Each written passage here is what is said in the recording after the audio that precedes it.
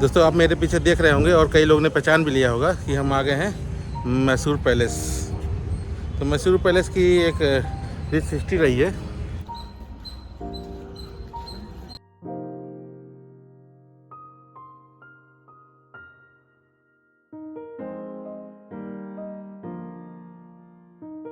तो दोस्तों देख सकते हैं मेरे पीछे एक बड़ा सा मैसूर पैलेस है। अंदर से बहुत सुंदर लगता है कि क्योंकि 2014 में मैं यहाँ आया था 2014 में।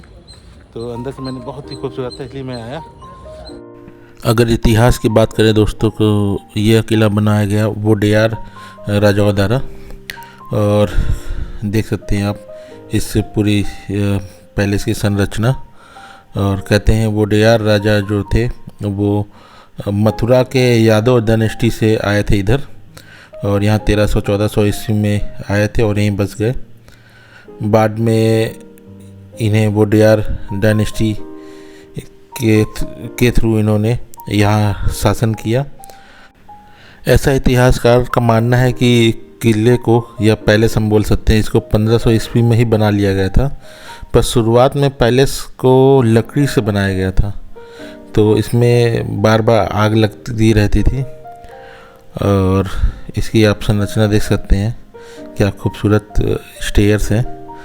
तो बता रहा था मैं कि इसको शुरू में लकड़ी के द्वारा बनाया गया था, और जब 1896 में इसमें बहुत भीषण आग लग गई, इसके बाद इसको पत्थर से बनाने का सोचा गया। तो एक ब्रिटिश आर्किटेक्ट थे लॉर्ड इरविन, और कह सकते हैं हेनरी इरविन, उनको इसको बनाने को दिया गया था। और ये किले का सबसे खूबसूरत पार्ट है। यह इस पार्ट में किला सबसे ज़्यादा खूबसूरत दिखता है।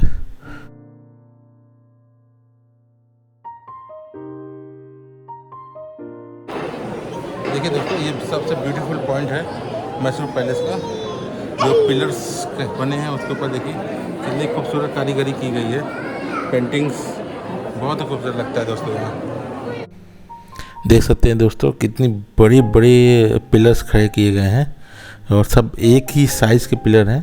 और चारों तरफ से जिस साइड से आप देखेंगे हर चीज़ सिमेट्री लगती दिखती है, और एक सीधी लाइन पे ही हर चीज़ है।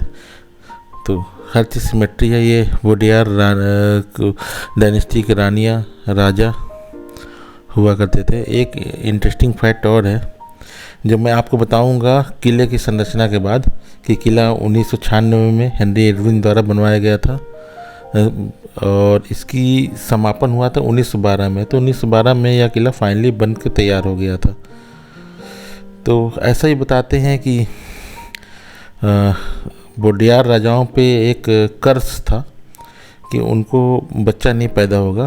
तो बोलते हैं कोई वहाँ की नौकरानी थी जो कि कुछ चोरी कर रही थी, तो उसको पकड़ते वक्त वो कूद गई कावेरी नदी में, और कूदते वक्त उसने श्राप दिया इन राजाओं के कि इनकी संतान नहीं होगी।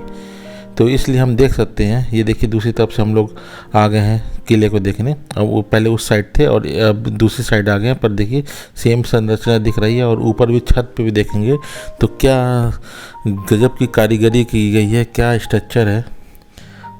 ऊपर से नीचे तक मैं आंखें हटती नहीं, इतना बढ़िया स्ट्रक्चर है। देखिए दूर तक देखिए सब इस तरह से बनाए गए, एक ही साइज़ की बनाई है, पर दूर तक जो है आखिरी पिलर तक दिख रहा है। तो ये खासियत है इस किले की कि सिमेट्री नाक नक्श सब पे बहुत ज़्यादा ध्यान दिया गया है। हालांकि ये बहुत आधुनिक युग का किला है, तो 100 साल पुराना, 110 साल पुराना इसको हम बोल सकते हैं किला है। और ये देखिए कोर्टयार्ड, अंदर से देखिए कैसे किस तरह संरचना की गई। सीढ़ी देखिए कैसे गोलाकार सीढ़ी। आज के ज़माने में भी ऐसी सीढ़ी बनाने में पसीने छूट जाएं कारीगरों के, जो अंग्रेज़ों समय बनाया गया।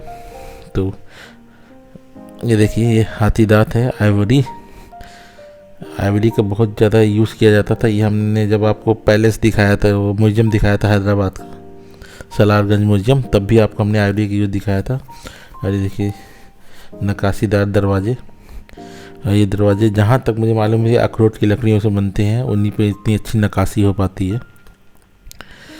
तो क्योंकि राजाओं पे एक कर्ज था कि उनकी अपनी संतान नहीं होंगी, तो आप जब भी वोडियार डायनेस्टी को देखेंगे तो उन्होंने अपने भतीजे को, अपने भांजे को अपने भाई को इस तरह से ही तख्त पे बैठाया।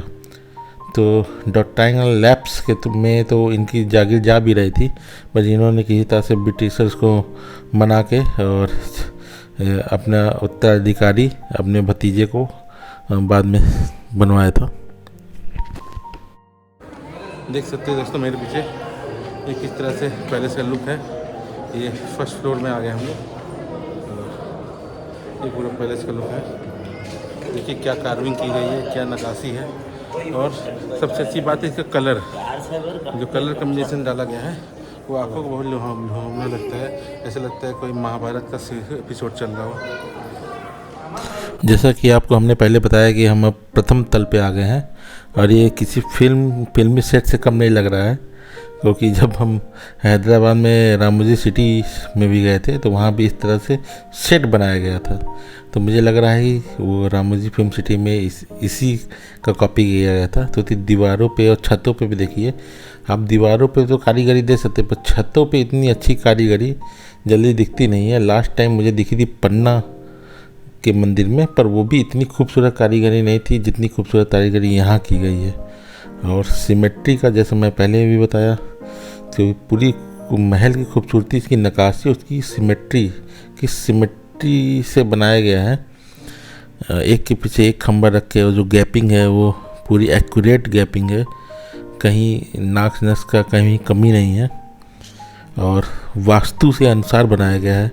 देखिए ब्रिटिशर्स ने बनाया था राजा के कहने पे, पर उन्होंने वास्तु, हिंदू सभ्यता के अनुसार जो वास्तु की बहुत हम लोग बोलते हैं, उसका ध्यान रखा। और ये देखिए रानी महल है।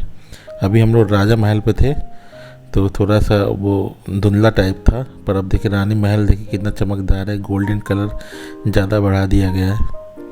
तो ये है रानी महल, और सामने देखिए रानी का प्रतिरूप बैठा रखे जिससे हमें आराम हो। अब दोस्तों हम लोग पहले देख लिए हैं, तो हम लोग बाहर की ओर निकल रहे हैं।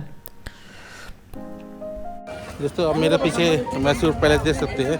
अभी हम अंदर हो के आए और उसके बाद फिर बाहर गार्डन से इसका पूरा व्यू मिल रहा है हमको।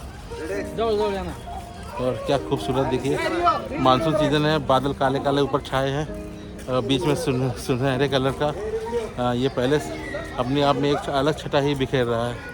कितना खूबसूरत लग रहा है दोस्तों।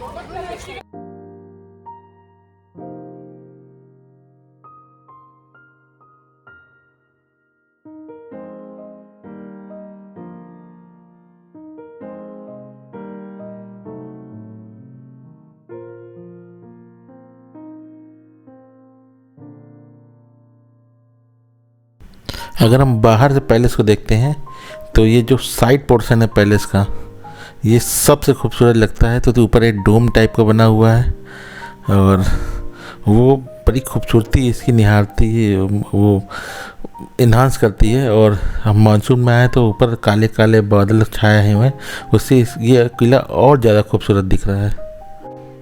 और यहाँ से देख सकते हैं पूरा मैसूर पैलेस का जो हमारा गार्डन है या आउटर पोर्शन है। तो यहाँ 2 शेर रखे हुए हैं, बहुत ही खूबसूरत शेर हैं, आकर्षित शेर हैं। और ये बगल के स्ट्रक्चर जो सबसे खूबसूरत मुझे लगता है, जो पर्सनली मुझे सबसे पसंद है मैसूर पैलेस में, ये स्ट्रक्चर। और यहाँ रील्स और लोग फ़ोटो बहुत खींचते हैं, तो इस जगह बहुत ही अच्छा आता है जो भी आप बनाएं। तो ये पोर्शन लिटरली बहुत अच्छा है दोस्तों।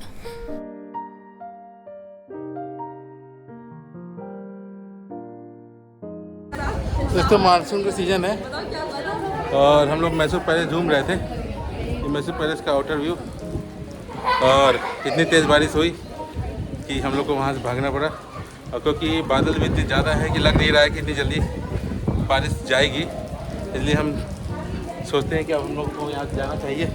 आप भी देख सकते हैं पीछे कितनी तेज़ बारिश हो रही है। तो मानसून का ही मज़ा है, थोड़ा तकलीफ़ होती है ट्रैवल करने में, बट मज़ा बहुत आता है मानसून में। देखिए ये व्यू, ये सीन आपको मानसून के सीज़न में मिल सकता है। आइए एक बार सीन का मज़ा लेते हैं और फिर यहाँ से चलते हैं। बताइएगा मैसूर पैलेस आपको कैसा लगा। देख सकते हैं दोस्तों बारिश बहुत तेज़ है, और आपको धुंधला धुंधला चर्च दिख रहा होगा। और ये बहुत ही फेमस चर्च है, इसको बोलते हैं सेंट फिलोमेना कैथेड्रल चर्च, जो कि 1936 में बनाया गया था। और इसको कृष्ण राजा वडियार फोर्थ, जो कि बहुत फेमस रूलर हुए वडियार डायनेस्टी के, उनके दौरान बनाया गया था। बारिश बहुत तेज़ है इसलिए हम लोग बाहर नहीं निकल पा रहे हैं, पर ऐसा लग रहा है किसी यूरोपियन कंट्री में हम आ गए हैं। तो चर्च का जो स्ट्रक्चर है एकदम यूरोपियन स्टाइल में कैथेड्रल स्ट्रक्चर है। और ये जर्मनी में एक कोलोग्नी कैथेड्रल है, उससे प्रेरित है। अब दोस्तों हम लोग वृंदावन गार्डन की ओर निकल चुके हैं। तो गूगल तो हमको हाईवे का रास्ता बता रहा था, पर क्योंकि हमको साउथ की कंट्री साइड भी देखनी थी और जो रूरल साउथ है उसको देखना था, तो इसलिए हम लोग एकदम पतले बीच का रास्ता एक हमको दिख रहा था जाने का, उसको हमने पकड़ा। और क्या खूबसूरत नज़ारे हैं दोस्तों, मानसून में एकदम पूरा ग्रीनरी चारों तरफ फैली हुई है और लहलाते खेत एक अलग ही छटा बिखेर रहे हैं, जिसको शब्दों में बयां करना नामुमकिन सा महसूस हो रहा है। क्या बोलूं समझ नहीं आ रहा है, इतना बढ़िया आंखों को सुकून दे रहा है। हो सकता है कैमरा जस्टिफाई ना कर रहा हो, बट देखिए दाएं बाएं दोनों तरफ देखिए, उसके बीच से पतला सा रास्ता जा रहा है खेत खलियानों के बीच से। तो बहुत ही अद्भुत नज़ारा दिख रहा है, महसूस हो रहा है। और लुभावना रास्ता है दोस्तों, लुभावना रास्ता। अब यहाँ से हम दाएं टर्न होंगे, तो दाएं टर्न होके एक और हमें एक पतला पैसेज दिख रहा है जो गांव के होते हुए जाएगा। तो हम लोग फिर उस पैसेज पकड़ेंगे जिससे हमें कुछ और नज़ारे देखने को मिल जाए। और बारिश तो बहुत ही तेज़ हो रही है और ये बगल से नज़ारे हम दिखाने की कोशिश कर रहे हैं, पर बारिश इतनी तेज़ है कि बूंदों के कारण कोई चीज़ क्लियर नहीं दिख पा रही है। सामने तो वाइपर चल रहा है तो उससे चीज़ें पता चल रही हैं, पर साइड व्यू देखिए, साइड व्यू बहुत ही अच्छा खेतों का आ रहा है, बट वो साइड व्यू हम आपको दिखा नहीं पा रहे हैं, वो धुंधला धुंधला सा आ रहा है। तो सॉरी दोस्तों अगर आपको इतना धुंधला दिख रहा है, पर क्योंकि मजबूरी है, मानसून सीज़न है।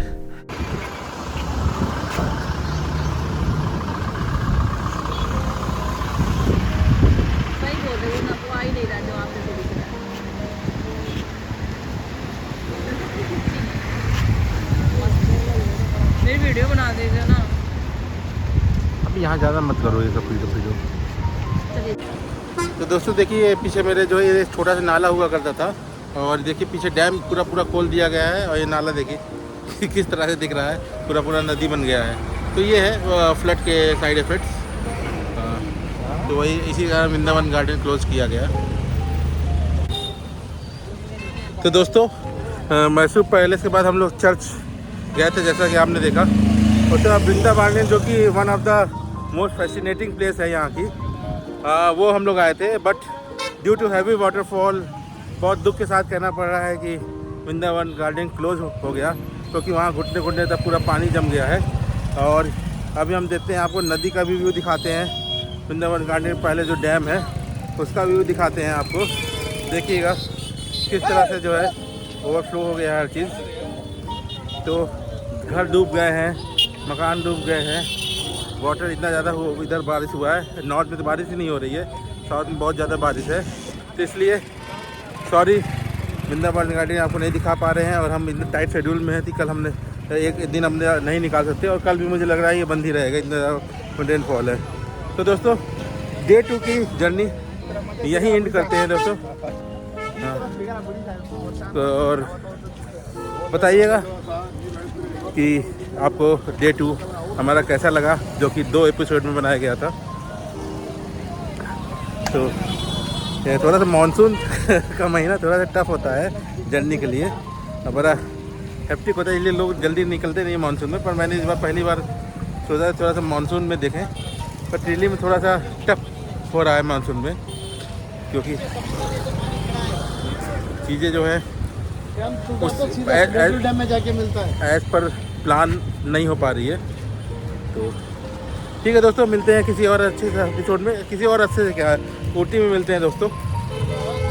तब तक जय हिंद, जय भारत।